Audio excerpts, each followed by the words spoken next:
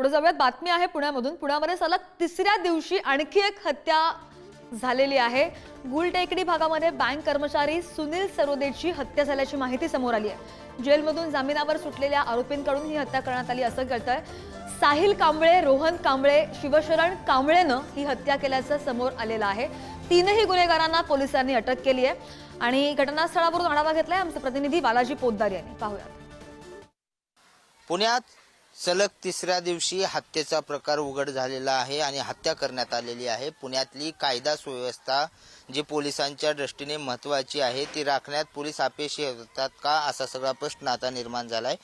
पुण्यातल्या गुलटेकडी भागामध्ये काल संध्याकाळी रात्रीच्या वेळी 1:30च्या वेळेस या ठिकाणी काही मोक्यातल्या आरोपीने एका तरुणाची हत्या केली आहे। हा तरुण एका खासगी बँकेमध्ये काम करत होता आणि त्याचे कुटुंबीय जे आहे ते 2 भाऊ आणि त्यांचे सगळे कुटुंबीय याच ठिकाणी राहत होते।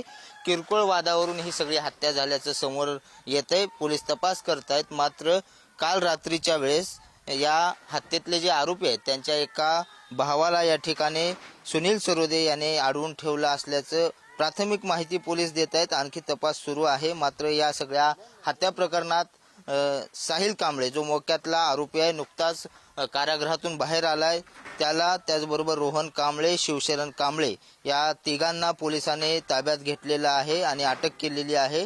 त्याचबरोबर पुढील तपास जे आहेत ते पोलीस करत आहेत। पोलिसांनी संपूर्ण पंचनामा केलेला आहे। मात्र एका बँक कर्मचारी जो व्यवस्थित काम करत असताना तो सुद्धा सुरक्षित नसल्याचं समोर आले आणि पोलिसांपुढे आता आव्हान उभं टाकलंय की सलग तिसऱ्या दिवशी पुण्यामध्ये अशा हत्या झाल्याचं समोर आलेलं आहे आणि पोलीस अधिक तपास करताना आपल्याला पाहायला मिळत आहेत।